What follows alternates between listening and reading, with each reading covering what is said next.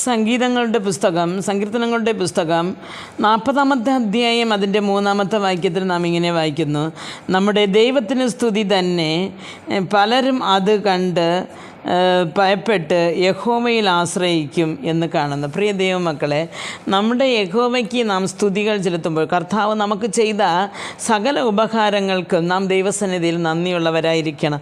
അങ്ങനെ നാം ദൈവസന്നിധിയിൽ നന്ദിയുള്ളവരായിരിക്കുമ്പോൾ, അങ്ങനെ പുതിയ പാട്ടുകൾ പാടുമ്പോൾ പലരും അത് കേട്ട് ദൈവം നല്ലവനാണ്, വലിയവനാണെന്ന് കർത്താവിൽ ഭയപ്പെട്ട് കർത്താവിൽ ആശ്രയിക്കുവാനിടയാകും. പ്രിയ ദൈവമക്കളെ, നമുക്ക് കിട്ടുന്ന നന്മകൾ, നമുക്ക് കിട്ടുന്ന എല്ലാ ദൈവത്തിൽ നിന്ന് കിട്ടുന്ന കൃപകളെയെല്ലാം നാം മറച്ചു വെച്ചിട്ട് എനിക്ക് കിട്ടി അവരുടെ അടുത്ത് പറഞ്ഞാൽ അവർ പെരുമിച്ച് വിടും, അല്ലെങ്കിൽ അവർ നമ്മെ നശിപ്പിച്ച് കളയും എന്ന് വിചാരിച്ചിട്ട് അടക്കി വെച്ചിരിക്കുന്നവർ ഒരുപാട് പേരുണ്ട്. അതല്ല, ദൈവം നമുക്ക് ചെയ്യുന്ന ചെറുതും വലുതുമായ എല്ലാ ഉപകാരങ്ങൾക്കും അവൻ്റെ സന്നിധിയിൽ പാട്ടുകൾ പാടുകയും സ്തുതിക്കുകയും ചെയ്യുമ്പോൾ അന്യർ എന്ന് പറഞ്ഞാൽ ദൈവത്തെ അറിയാത്തവർ ഇത് കണ്ട് എന്ത് ചെയ്യും? ഭയപ്പെട്ട് ദൈവൻ വലിയവനാണ്, അവനിൽ നാം ആശ്രയിക്കണം, അവനിൽ നാം അവൻ്റെ അടുത്തേക്ക് വരണമെന്ന് വിചാരിച്ച് ഓരോരുത്തരും കടന്നു വരുന്നതിനെ കാണുവാൻ സാധിക്കും.